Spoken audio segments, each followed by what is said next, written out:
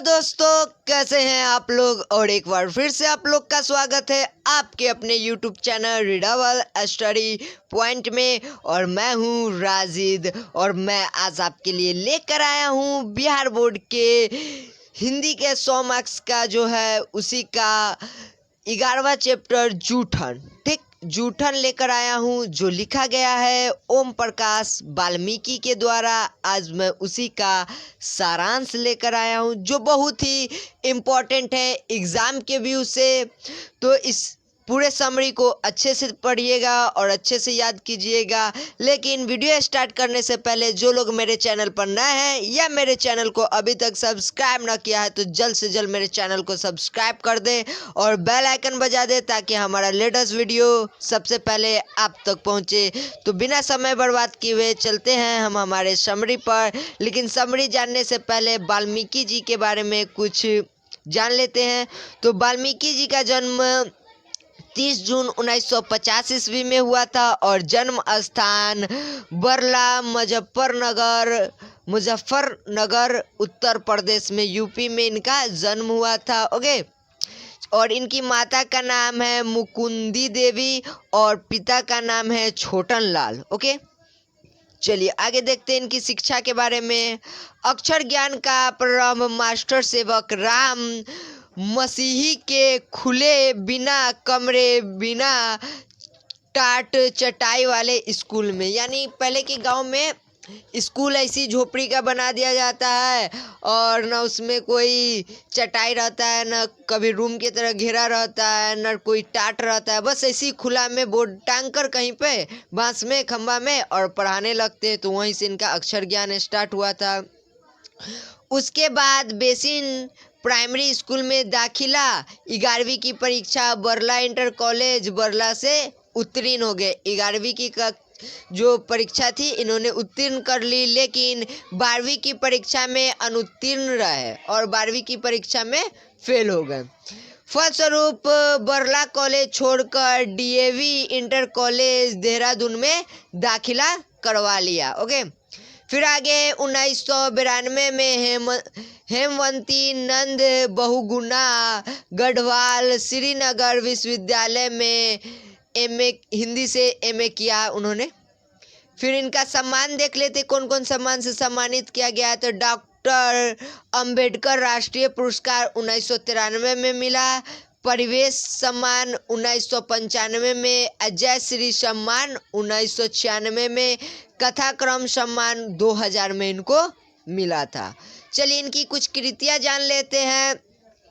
तो जूठन जो इनका ही आत्मकथा है, सलाम घुसपैठिया कहानी संग्रह है, सदियों का संताप, बस बहुत हो चुका अब और नहीं कविता संकलन, दलित साहित्य का सौंदर्य शास्त्र जो आलोचना है एक। ठीक, इन्होंने समाज का आलोचना किया है। चलिए आगे जानते हैं इनके बारे में। महाराष्ट्र में मेघदूत नाम की नाटक के संस्था स्थापित की इन्होंने। महाराष्ट्र में मुंबई में मेघदूत नाम की एक संस्था नाटक का बैठाया, स्थापित किया। इस संस्था के माध्यम से अनेक नाटकों में साथ साथ यहाँ में होगा मैं लिखा गया, साथ साथ मंच निर्देशन भी किया। और नाटक का एक संस्था स्थापित किया और साथ में ही मंच पर निर्देशक के रूप में भी कार्य किया।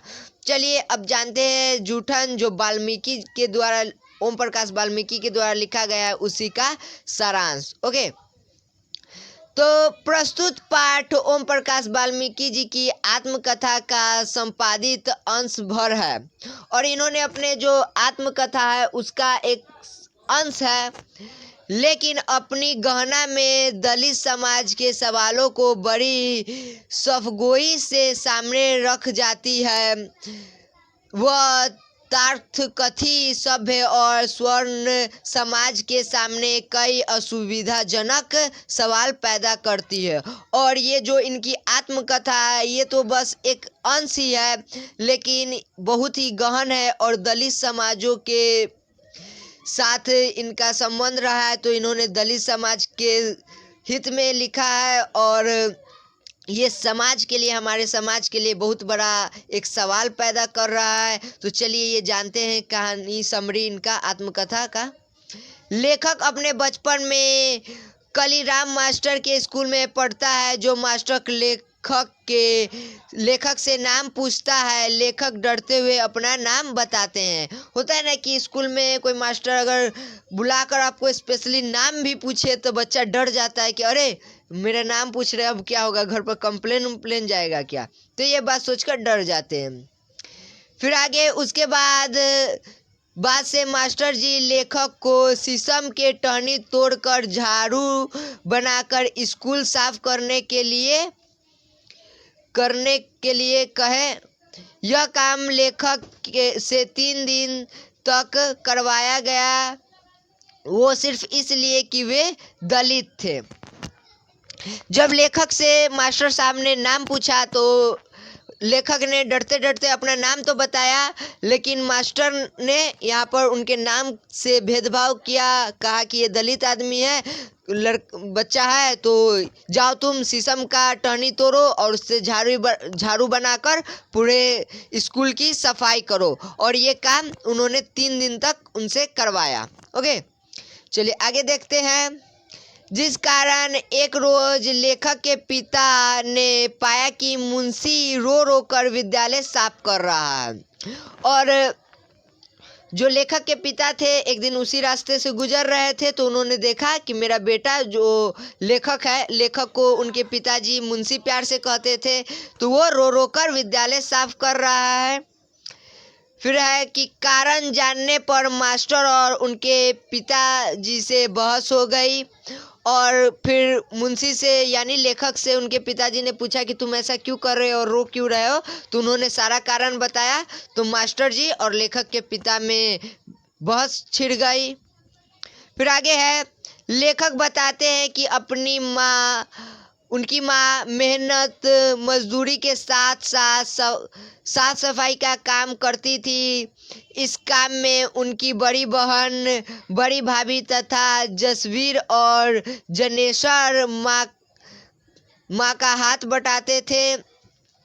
और जो उनकी माँ थी, लेखक की माँ थी, ओम प्रकाश जी की माँ, वो मजदूरी करती थी और साथ साथ ही घरों में साफ सफाई का भी काम करती थी। और इस काम में उनकी बड़ी बहन, बड़ी भाभी जसवीर और जनेश्वर उनका मदद करते थे। ओके, फिर आगे है, बड़ा भाई तगाओ के यहाँ वार्षिक नौकर की तरह काम यहाँ पर होगा काम करता है। और उनका जो बड़ा भाई है तगाव करने का मतलब कि जिसके घर में जो होते हैं ना बड़े लोग, तो वो 5-10 गाय भैंस पोसे रहते हैं, तो उन्हीं को तगाव कहते हैं। तो उन्हीं के यहाँ वो उनका जो बड़ा भाई था वो नौकर की तरह काम करता था वार्षिक रूप से। ओके, प्रत्येक तगाव के यहाँ अधिक मात्रा में गाय भैंस बैल हुआ करता था।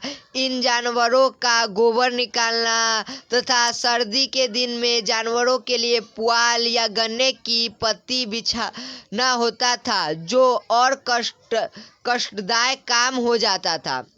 और लेखक के भाई को तगाओं के यहाँ जो गाय भैंस रहती थी उनको चारा देना, गोबर निकालना, और ठंड आ गया तो जो जानवर है उनको गर्मी महसूस कराने के लिए उनके तबेले में पुआल या गन्ने की पत्तियां बिछाते थे ताकि उनको ठंड न लगे। और ये काम बहुत ही कष्टदायक था।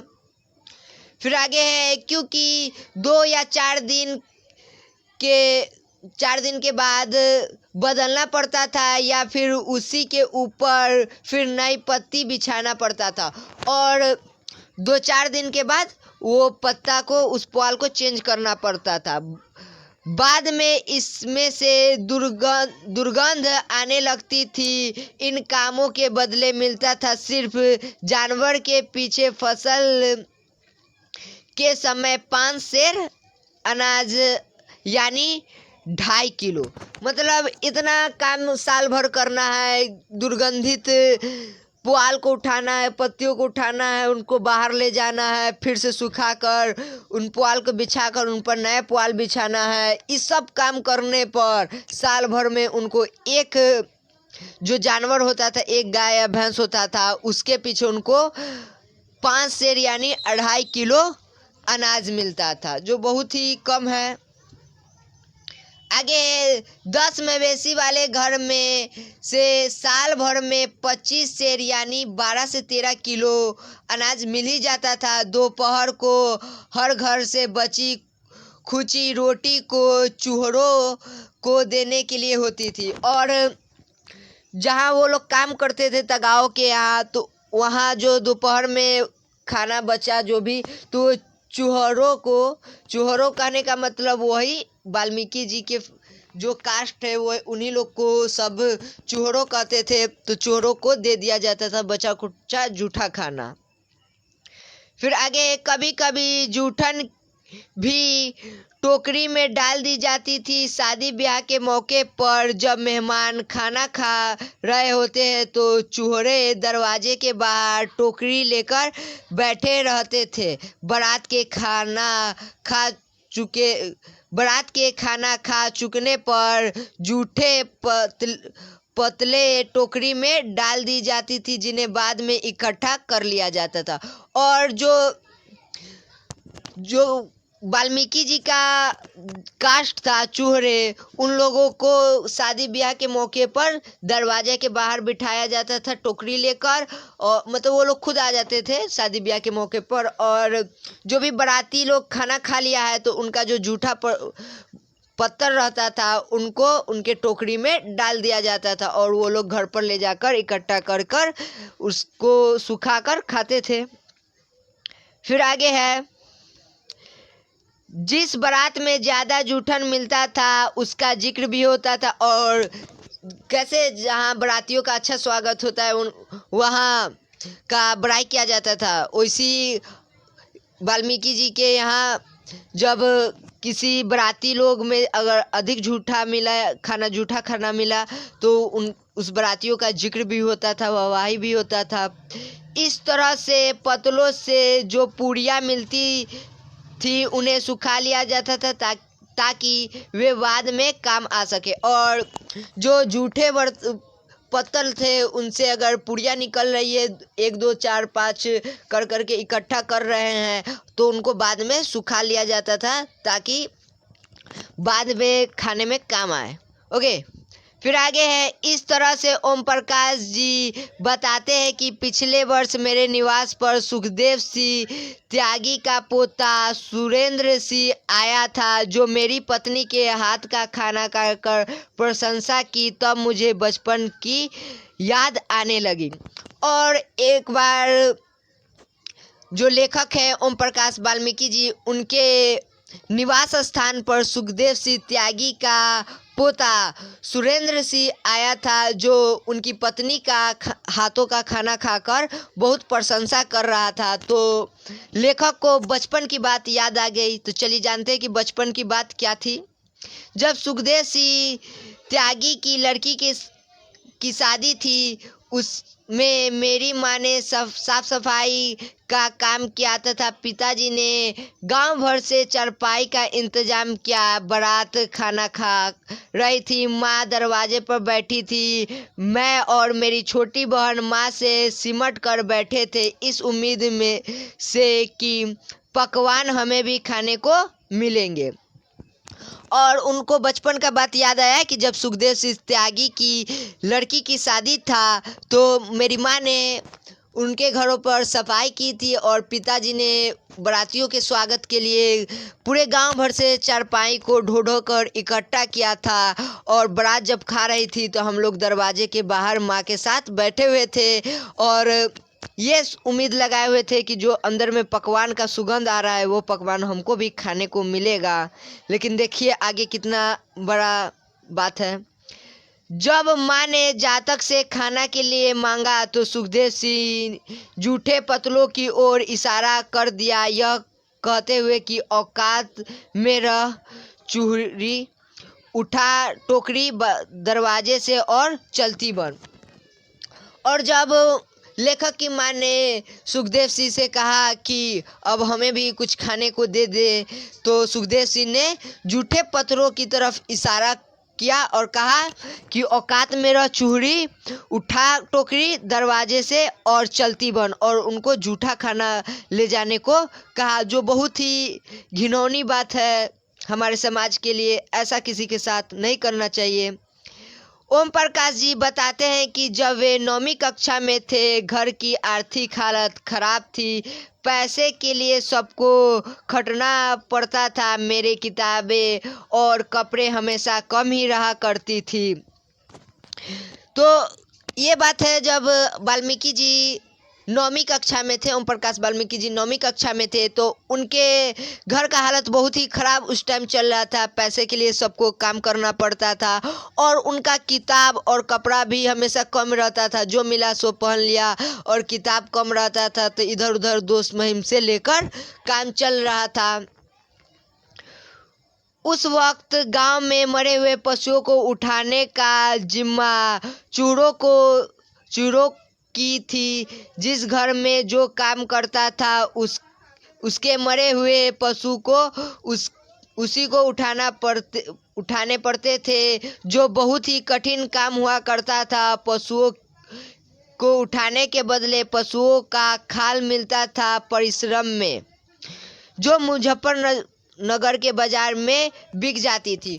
और उस समय जब ये 9th क्लास में पढ़ते थे तो उस समय इनके घर का हालत तो ख़राब ही था, और उस समय एक प्रथा भी चला हुआ था कि जो चूहड़ों जिस घर में काम कर रहे, अगर उस घर का कोई मवेशी मर गया तो उसको उठा कर ले जाना, उसका खाल निकालना, और ये सब काम चूहड़ों का ही था। बस खाल निकालना बहुत ही मेहनत का काम था, और बस खाल निकालने के इनाम में उनको खाल दे दिया जाता था, जो मुजफ्फरनगर के बाज़ार में कुछ रुपए में बिकता था। ज़्यादा रुपया नहीं, कुछ रुपए में बिकता था, और ये काम बहुत ही कष्टदायक था। चलिए आगे है। उस दिनों पशुओं की खाल 20-25 रुपए में बिक जाती थी, और उस समय मुजफ्फरनगर के बाज़ार में पशुओं का खाल 20-25 रुपए में बिक जाता था। चलिए आगे देखते हैं। एक रोज ब्रह्मदेव का बैल मर गया। ब्रह्मदेव ने आकर घर पर खबर दी। पिताजी और मेरे बड़े भाई घर पर नहीं थे। घर पर माँ, मेरी बहन और भाभी थी। उस वक्त मैं स्कूल में था। माँ परेशान होने लगी कि खाल उतारने किसे भेजूं।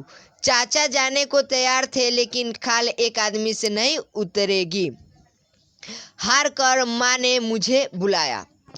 देखिए, एक समय था, एक बार क्या हुआ कि ब्रह्मदेव उनके गांव का एक आदमी था जिसके घर में बैल मर गया। तो उन्होंने आकर घर पर, वाल्मीकि जी के घर पर खबर दी कि अरे मेरा बैल मर गया है, आओ जाकर खाल उतार लो। तो उस समय वाल्मीकि जी के पिता और बड़े भाई घर पर नहीं थे, घर से बाहर कहीं गए थे। घर पर माँ, बहन और भाभी थी, और कोई नहीं था। और चाचा जी जाने को तैयार थे, लेकिन अकेले एक आदमी से खाल नहीं उतरती। हार कर माँ, जो वाल्मीकि जी की माँ थी, उन्होंने वाल्मीकि जी को बुलवाया। चलिए फिर आगे देखते हैं। माँ नहीं चाहती थी कि मैं यह काम करूं, लेकिन 15 रुपए की बात थी। इस तरह मैं चाचा के साथ खाल उतारने चला गया। और माँ नहीं चाहती थी कि मैं ये सब काम करूं। ये सब थोड़ा घिनौना टाइप का काम हो जाता है, खाल निकालना, जो बच्चों को ये काम नहीं करना चाहिए। लेकिन क्या करे, 15 रुपया का बात था। उस समय 15 रुपया बहुत ही मायने रखता था। तो वाल्मीकि जी चाचा के साथ खाल निकालने चले गए। ओके, तो चलिए आगे देखते हैं। चाचा खाल उतारने लगे। थोड़ी देर बाद वे थक कर बैठ गए और मेरे हाथ में छुरी दे दी और कहने लगे कि मेरी बस की बात नहीं, अब तुम ही कोशिश करो। मैं अजीब संकट में फंस गया था। जहां से बाहर निकलना चाहता था, उसी दलदल में फंस रहा था। मैंने जैसे तैसे खाल उतार दी। अब क्या हुआ कि चाचा तो चले गए, चाचा के साथ ओम प्रकाश वाल्मीकि जी खाल उतारने। लेकिन थोड़ी देर उतारते उतारते वाल्मीकि जी के चाचा जी थक गए और बोले कि अब मुझसे नहीं होगा, ये मेरे बस की बात नहीं है, अब तुम ही इस खाल को उतारो। तो वाल्मीकि जी ये काम नहीं करना चाहते थे। वो बहुत ही अजीब संकट में फंस गए। वो जिस काम से, जिस दलदल से निकलना चाहते थे, आज उसी में वो फंस गए बुरी तरह से।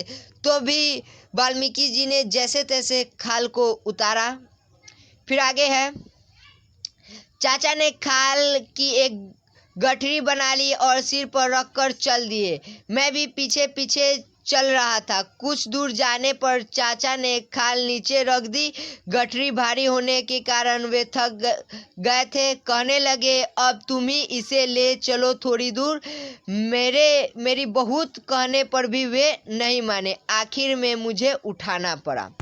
और हुआ कि गठरी बना लिए चाचा जी ने खाल का, जो उतारे थे ओम प्रकाश वाल्मीकि जी ने, उसका गठरी बना लिए और सिर पर रखकर चलने लगे। कुछ दूर जाते जाते बाजार नहीं पहुंचा था और कुछ दूर जाते जाते रास्ते में चाचा जी थक गए और गठरी नीचे रख दी और कहने लगे कि मैं बहुत थक गया हूँ, अब वाल्मीकि तुम ही इसे ले चलो थोड़ी दूर।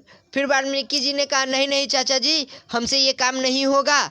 लेकिन चाचा जी नहीं माने और आखिर में वाल्मीकि जी को ही वो गठरी उठाना पड़ा सिर पर। चलिए आगे देखते हैं। मैंने गठरी सिर पर रख ली और डर कर रास्ता बदल कर चल रहा था, क्योंकि मैं नहीं चाहता था कि कोई मेरा सहपाठी मुझे यह घिनौना काम करते हुए देखे। मैं इससे बचना चाहता था। और वाल्मीकि जी ने हार डाल कर गठरी तो सिर पर रख ली, लेकिन वो रास्ता बदल कर डर डर कर चलने लगे, ताकि उनका कोई सहपाठी, स्कूल का कोई सहपाठी न देख पाए कि वो ये सब घिनौना काम भी करते हैं, और वो बचकर चलने लगे। होता है कि बचपन में अगर आप कोई गलत, मतलब कोई गंदा काम कर रहे हैं, तो आपके सहपाठी देखकर स्कूल में उसका मजाक उड़ाते थे। इसी डर से वाल्मीकि जी डर डर कर और रास्ता बदल कर चलने लगे। फिर आगे देखते हैं। घर आते आते मैं थक चुका था। मेरे कपड़े खून के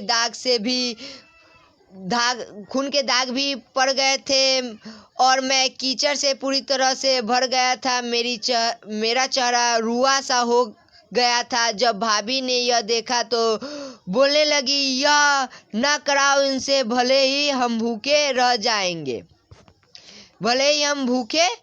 जाएंगे, इन्हें इस गंदगी में न घसीटो। और जो वाल्मीकि जी जब सारा काम करके घर पहुंचे तो वो एकदम थक चुके थे और उनके कपड़ों पर खून के छींटे भी पड़ गए थे और वो कीचड़ से पूरी तरह लथपथ थे। और उनका जो चेहरा था एकदम रोने लायक हो गया था। एकदम अब आंसू निकल जाएगा, जो होता है ना कि अगर थोड़ा सा और उनको रोना आया तो आंसू का बौछार आ जाएगा, वैसा उनका चेहरा हो गया था। तो उसके चेहरे को देखकर उनकी भाभी ने कहा कि इनसे ये सब काम न करवाओ, भले ही हम भूखे रह जाएं, लेकिन इनको इस गंदगी में न खींचे। और भाभी ने वाल्मीकि जी के इस चेहरे को, रोता हुआ चेहरे को देखकर ये बात कही। चलिए आगे देखते हैं। भाभी के वे शब्द आज भी मेरे लिए रोशनी बनकर चमके। मैं उस गंदगी से बाहर निकल आया हूँ, लेकिन लाखों लोग आज भी उस घिनौनी जिंदगी को जी रहे हैं। और वाल्मीकि जी के भाभी का ये शब्द आज भी उनके लिए रोशनी बनकर चमकता है। और उसी बात को सुनकर वाल्मीकि जी ने अच्छी मेहनत की और उस दलदल से निकल आए हैं। लेकिन आज भी लाखों लोग जो वाल्मीकि जी की तरह है, वाल्मीकि जी के कास्ट से बिलोंग करते हैं, वो लोग आज भी इस घिनौनी जिंदगी को जी रहे हैं, इस दलदल में जी रहे हैं। उनको भी इस दलदल से निकल जाना चाहिए, एक प्रयास करना चाहिए इस दलदल से निकलने के लिए। और आज का ये जो स्टोरी था, समरी था, बहुत ही भावुक कर देने वाला था। तो अगर आपको ये वीडियो पसंद आया तो लाइक कीजिए। मुझे तो ये वीडियो बहुत ही पसंद आया और मैं बहुत ही भावुक हो चुका हूँ इस वीडियो से। और जब मैंने पहली बार इस कहानी को पढ़ा था अपने समय, तब भी मुझे बहुत ही रोना आया था वाल्मीकि जी के लिए। तो आज भर के लिए इतना ही। Thank you for watching this video. और वीडियो पसंद आए तो लाइक कीजिए, ज़्यादा से ज़्यादा शेयर कीजिए ताकि हमारा लेटेस्ट वीडियो सबसे पहले आप तक पहुँचे। और हमारा वीडियो जो देखते हैं हमेशा कुछ लोग वो सब्सक्राइब नहीं करते हैं, तो ऐसा ना करें, सब्सक्राइब करें हमारे वीडियो को, हमारे चैनल को, और बेल आइकन बजा दे ताकि हमारा लेटेस्ट वीडियो सबसे पहले आप तक पहुंचे। और वीडियो पसंद आए तो लाइक ज़रूर कीजिए ताकि हमारा मनोबल बढ़े और हम ऐसा ही इंटरेस्टिंग कहानी लाते रहें आपके एजुकेशन के लिए। ओके, तो आज भर के लिए इतना ही। थैंक यू, गुड बाय, जय हिंद।